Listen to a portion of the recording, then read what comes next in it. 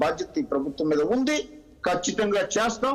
అందులో ఏమాత్రము సందేహం లేదని మీ ద్వారా ఈ రాష్ట్ర ప్రజలకు తెలియజేస్తున్నాను. రాజేష్ గారు, రైట్. ఒకసారి కృష్ణాంజనేయులు గారి దగ్గరికి వెళ్దాం. కృష్ణాంజనేయులు గారు ఉన్నారు. గుడ్ మార్నింగ్ అండి కృష్ణాంజనేయులు గారు. రాజేష్ గారు గుడ్ మార్నింగ్. శివశంకర్ గారికి, పార్థసారథి గారికి కూడా నమస్కారం. నిన్న చూసాము, ముఖ్యమంత్రిగా 4వ సారి ప్రమాణ స్వీకారం చేశారు చంద్రబాబు నాయుడు. దాంతోపాటు పవన్ కళ్యాణ్ కూడా చేశారు. నేను ఇంతకుముందు అన్నట్లు ప్రధాని ఏమైనా మాట్లాడతారేమో అనుకున్నాం. తర్వాత డబుల్ ఇంజిన్ సర్కారు ఖచ్చితంగా రాష్ట్ర అభివృద్ధి వైపు పరుగులు పెడుతుంది. చూసాం ఈ 5 ఏళ్ళు ఏ రకంగా విధ్వంసం గురైందో, ఏ శాఖలో చూసినా ఏ రకంగా అవినీతికి పాల్పడిందో, ఇవన్నీ కూడా సరిచేయాల్సిన అవసరం కూడా ఉందనే విధంగా కూడా శివశంకర్ గారు చెప్తున్నారు. మీకేమనిపిస్తుంది? ఖచ్చితంగా ఈ డబుల్ ఇంజిన్ సర్కార్ ఉంది కాబట్టి రాష్ట్ర అభివృద్ధి జరిగే అవకాశం ఉందనుకుంటున్నారా? రాజేష్ గారు, ఆంధ్రప్రదేశ్ ప్రజలు 55% మంది తెలుగుదేశం, జనసేన, బీజేపీ కూటమిని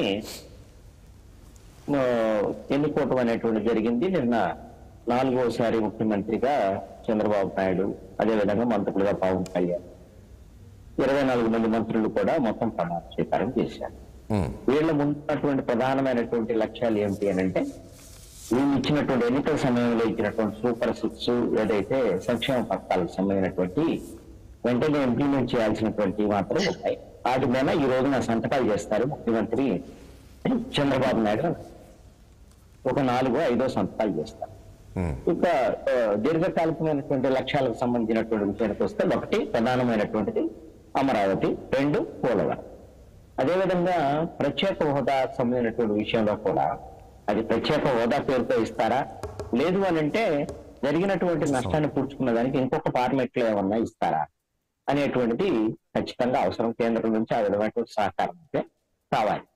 ఇంకా చాలా అంశాలు ఉన్నాయి. ప్రత్యేక హోదా అనేది ఇంకెక్కడుందండి? మీరు అది కాదు మర్చిపోండి. ప్రత్యేక హోదా దానికన్నా ఎక్కువనే ఇచ్చాం కదా, నిధులు ఏమేమి ఇచ్చాము. కానీ గత ప్రభుత్వం అసలు దాన్ని యూజ్ చేసుకోలేదు, సరైన పద్ధతిలో వాడుకోలేదు అనే విధంగా మాట్లాడారు కదా పార్థసారథి గారు ఇంతకుముందు. మళ్ళీ మీరు ప్రత్యేక హోదా ఏ రకంగా తీసుకొస్తారని అంటానంటే, అదే నేను కూడా చెప్తాను. పార్థసారథి గారు మాట్లాడేది నేను కూడా విన్నాను. ఇక్కడ ఒక అంశం ఏంటంటే, ప్రత్యేక హోదా అనేటువంటి దాని మీద ఆ ఫార్మేట్ తో లేకపోయినా, ఆ పేరుతో కాకపోయినా, అదే రాజధాని వదులుకున్నటువంటి రాష్ట్రము, అదేవిధంగా రెవెన్యూ లోటుతో ఏర్పడినటువంటి రాష్ట్రము, ఈ 10 ఏళ్లుగా కూడా కేంద్ర ప్రభుత్వం నుంచి ఆయన చెప్పినటువంటి పార్థసారథి గారు చెప్పినటువంటి విషయాలు ఏమిటి అని అంటే, మీకు ఇళ్ళు ఇచ్చాం, బాత్రూమ్లు ఇచ్చాం, రోడ్లు ఇచ్చాం, ఇవన్నీ అన్ని రాష్ట్రాల్లో చేస్తారు. ఆయన కూడా చెప్పారు కదా డెవల్యూషన్ ఆఫ్ ఫండ్స్ అని.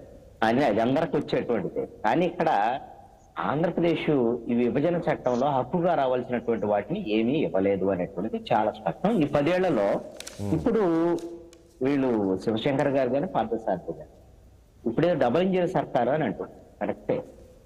ఇప్పుడే మొదటిసారి వచ్చిందా ఆంధ్రప్రదేశ్ విభజన తర్వాత డబుల్ ఇంజిన్ సర్కార్? 2014 నుంచి 18 వరకు వాళ్ళిద్దరూ కలిసే ఉన్నారు. కేంద్రంలో కలిసి ఉన్నారు, తెలుగుదేశం, బీజేపీ, ఆంధ్రప్రదేశ్ లో కూడా కలిసాం. ఆ రోజున మరి ఈ రాష్ట్రానికి హక్కుగా రావాల్సినటువంటి వాటిని ఇవ్వలేదు అని పోరాటం చేసి పోట్లాడినటువంటి వాళ్ళు ఎవరు? చంద్రబాబు. అదేవిధంగా ఈ రాష్ట్రానికి విభజన హామీలకు సంబంధించి విభజన చట్టంలో ఉన్నటువంటి 78,000 కోట్ల రూపాయలు రావాలి అని ఫ్యాక్ట్ ఫైండింగ్ ద్వారాగా నిర్ధారించి ప్రకటించినటువంటి వాళ్ళు పవన్ కళ్యాణ్. ఇద్దరు వాళ్ళకు ఒక అవగాహన ఉంది. నేనేమంటానంటే, మనము ఈ ప్రభుత్వం ఏర్పడిన వెంటనే ఇప్పుడు వీళ్ళ మీద అప్పు చేస్తారా చేయరా, అప్పుడు ఫెయిల్ అయ్యారు కదా 2014 నుంచి 18లో. ఆ రోజున పవన్ కళ్యాణ్ కూడా మద్దతు ఇచ్చున్నారు ఆ ప్రభుత్వం. మరి ఇప్పుడు వాళ్ళు అప్పుడు ఫెయిల్ అయ్యారు కదా, ఇప్పుడు చేయలేరా అనేటువంటిది కరెక్ట్ కాదు. అలాంటి విమర్శ కరెక్ట్ కాదు అని నా యొక్క అభిప్రాయం. ఎందుకు అని అంటే, ఇప్పుడు ఆంధ్రప్రదేశ్కి ఒక మంచి అవకాశం దొరికింది అభివృద్ధికి అనేటువంటిది నేను అనుకుంటున్నాను. ఎందుకు అనంటే కేంద్రంలో 2014 నుంచి ఈ 10 సంవత్సరాల కాలంలో 2 సార్లు 2014, 19లో బీజేపీకి పూర్తి స్థాయి మెజారిటీ ఉండటము, వాళ్ళు ఎన్డీఏ కూటమి పేరుతో ప్రభుత్వం ఉన్నప్పటికీ కూడా కూటమి ఎవరు, అసలు ఎన్డీఏ కూటమిలో ఎవరున్నారు, వాళ్ళ భాగస్వామ్య పక్షాలే, వాళ్ళ గురించి పట్టించుకున్నటువంటి పరిస్థితే లేదు. ఆంధ్రప్రదేశ్ కి విభజన హామీలు కానివ్వండి, ప్రత్యేక హోదా కానివ్వండి, హక్కుగా రావాల్సినటువంటి వాటిని ఏమీ ఇవ్వలేదు. చాలా స్పష్టం. మరి ఇలాంటప్పుడు ఇప్పుడేంటి, లేడీ కాళ్ళు లేక కాదు కాలం వచ్చి చిక్కింది అన్నట్టుగా ఈ రోజున బీజేపీకి వాళ్ళు ప్రగల్భాలు పలికారు. మాకు 400 సీట్లు వస్తే మేము చరిత్ర సృష్టించబోతున్నాము ఎన్డీఏకి, మాకు 370 వస్తాయని. అసలు వాళ్ళు మ్యాజిక్ ఫిగర్ దగ్గరకే రాలే బీజేపీ వాళ్ళు. జనము ఇది టెక్నికల్ గా బీజేపీ గెలిచింది కానీ నైతికంగా బీజేపీ ఓడిపోయింది, దాంట్లో ఎటువంటి సందేహం లేదు. ఈ రోజున ఎన్డీఏ ప్రభుత్వము కేంద్రంలో కొలువు తీరింది అని అంటే ఆంధ్రప్రదేశ్ లో చంద్రబాబు నాయుడు, పవన్ కళ్యాణ్ వీళ్ళిద్దరు భిక్ష. కానీ ఒకటి కృష్ణాంజనేయులు గారు, మీరు ఒక విషయం ఇక్కడ పాయింట్, సరే ఈరోజు వీళ్ళ అవసరము కేంద్రంలో మోడీ అధికారంలోకి వచ్చింది, కానీ అలాంటప్పుడు ఇప్పుడు 16 మంది ఎంపీలు ఉన్న మన వీళ్ళు మరి ఎందుకు కేంద్ర మంత్రులు ఎక్కువ తెచ్చుకోలేకపోయారు? కేవలం ఒక్క కేంద్ర మంత్రి తర్వాత ఒక సహాయ మంత్రి తీసుకొచ్చారు. మనం చూసాం కొన్ని రాష్ట్రాల్లో దాదాపు 4 ఎంపీలు ఉన్న దగ్గర 3 కేంద్ర మంత్రులు ఇచ్చారు, ఒక దగ్గర 8 ఎంపీలు ఉన్న దగ్గర 4 కేంద్ర మంత్రి పదవులు ఇచ్చారు. కానీ మన రాష్ట్రంలో 16 మంది ఎంపీలు ఇచ్చాము మనము అన్నప్పుడు కనీసం ఒక 2-3 ఇవ్వాలి, ఒక్క కేంద్ర మంత్రి ఇచ్చారు అంటే ఇక్కడ తెచ్చుకోలేకపోయారు కదా ఇక్కడ కూడా. మరి మీరు ఒక అంశాన్ని గమనించండి, ఆంధ్రప్రదేశ్ లో 21 మంది ఎంపీలు వచ్చారు. 21 మంది ఎంపీలు కూడా తెలుగుదేశం జనసేన వాళ్ళే. బీజేపీకి వచ్చిన 3 ఎంపీలు కూడా తెలుగుదేశం జనసేన వాళ్ళే. వాళ్ళకేం బలం ఉంది ఇక్కడ? వాళ్ళు 100తో పోటీ పడేవాళ్ళు కదా. ఈ రోజున వాళ్ళకే 3 ఎంపీలు వచ్చాయి, 8 మంది ఎమ్మెల్యేలు గెలిచారంటే తెలుగుదేశం జనసేన వాళ్ళే. 21 మంది ఎంపీలు వచ్చినప్పుడు ఇక్కడ ఒక అంశం ఏమిటంటే మనము అన్ని కూడా నెగిటివ్ కోణంలో చూడటం కరెక్ట్. కర్ణాటకలో కుమారస్వామి వాళ్ళు జేడీఎస్ కి వాళ్ళకి 2 ఎంపీలు ఉంటే వాళ్ళకి మంత్రి పదవి ఇచ్చారు. మరి మనకు కూడా తెలుగుదేశం పార్టీకి ఒకటే మంత్రి పదవి ఇచ్చారు, ఒకటి సహాయం ఇచ్చారు.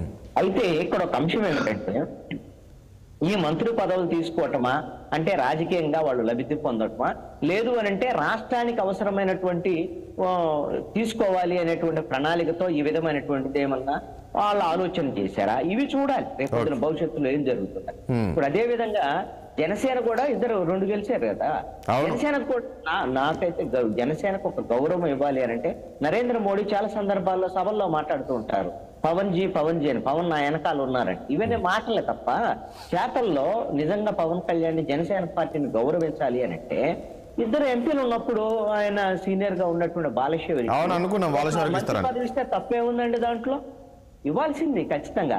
అయితే నేను అనుకుంటున్నాను మరి పవన్ కళ్యాణ్ అడిగారా లేదా అనేటువంటిది వేరే విషయం. బీజేపీ వైపు నుంచి అయితే మాత్రం ఇవ్వలేదు అనేటువంటి అసంతృప్తి ఉన్న మాట వాస్తవం. అలాగని ఇప్పుడు మనకు అక్కడ సరైనటువంటి సముచితమైన స్థానం రాలేదు కాబట్టి నష్టం జరిగిద్దని అనుకోవాల్సిన అవసరం లేదు. వాటికి వదులుకున్నారు కాబట్టి రేపు పొద్దున రాష్ట్రానికి అమరావతికి అవసరమైనటువంటి నిధులు కానీ లేకపోతే పోలవరానికి పునరావాస ప్యాకేజీకి సంబంధించినటువంటి విషయం కానీ మిగతా వాటిని మనం త్వరితగతిన కేంద్రం నుంచి సాధించుకోవడానికి మనకు అవకాశాలు ఉండొచ్చు కదా.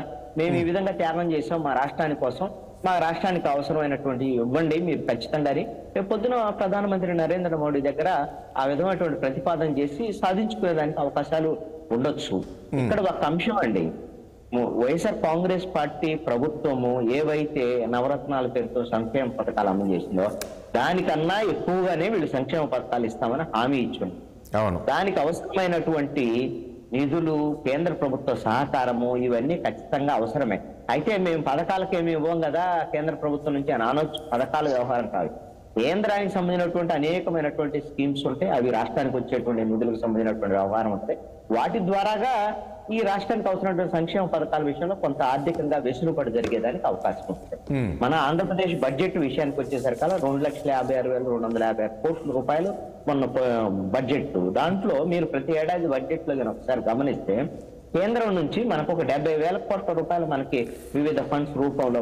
కృష్ణాంజనేయులు గారు ఒక పాయింట్, ఇక్కడ నిన్న ప్రమాణ స్వీకారం జరిగింది కదా, అక్కడ ప్రధాని కూడా మాట్లాడితే బాగుండేదా? ఏమన్నా ఆంధ్రప్రదేశ్కి సంబంధించి ఈ రకంగా మనము రాష్ట్రాన్ని ఆదుకుందాము, ఓకే మేము ఈ రకమైన హామీ ఇస్తున్నాను అనే విధంగా మాట్లాడితే బాగుండేదా? ప్రజలు కూడా ఎదురు చూసి ఉంటారు కదా. నిన్న జరిగినటువంటిది ప్రమాణ స్వీకార కార్యక్రమం. ప్రమాణ స్వీకారం అయిపోయిన తర్వాత ఈ ప్రభుత్వం యొక్క ఆలోచన విధానం ఏంటి, ఎలా పోతుంది అనేటువంటిది ముఖ్యమంత్రిగా ప్రమాణ స్వీకారం చేసిన చంద్రబాబు నాయుడు, పవన్ కళ్యాణ్ కూడా గవర్నర్ వెళ్ళిపోయిన తర్వాత మాట్లాడొచ్చు. అదే విధంగా ప్రధానమంత్రి ఇక్కడ ప్రమాణ స్వీకారానికి వచ్చారు కాబట్టి ఆయన కూడా ఈ రాష్ట్రానికి అవసరమైనటువంటి కొన్ని హామీలు ఇస్తే బాగుండేది. మీరు ఒక అంశాన్ని గమనించండి, బీజేపీ మొన్న ఎన్నికల సమయంలో కూడా అండి నరేంద్ర మోడీ నుంచి చాలా ఎప్పుడో కనీసం నోటి మాట కన్నా హామీలు వస్తాయి రాష్ట్రానికి అనేటువంటి దాని మీద ప్రయత్నం చేస్తే ఎక్కడా రాలేదు.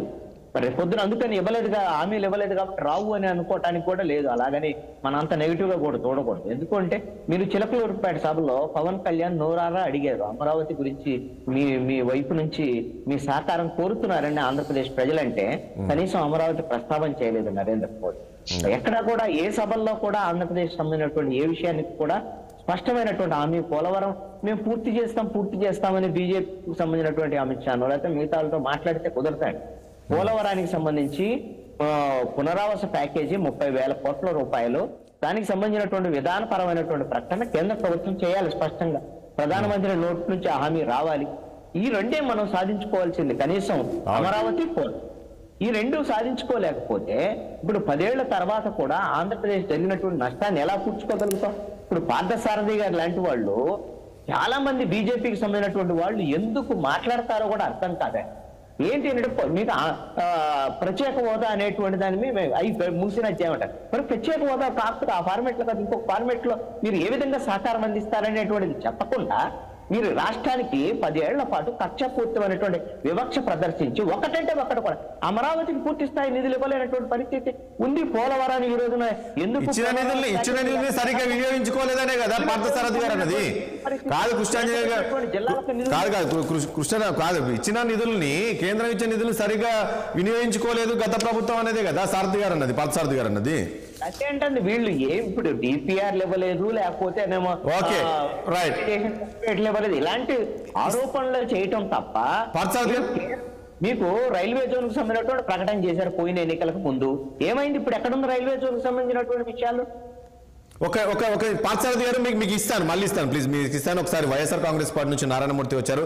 నారాయణమూర్తి గారు గుడ్ మార్నింగ్ అండి. నారాయణమూర్తి గారు, మొత్తానికి చంద్రబాబు నాయుడు 4వ సారి ముఖ్యమంత్రి ప్రమాణ స్వీకారం చేశారు. రాష్ట్ర ప్రజలంతా కూడా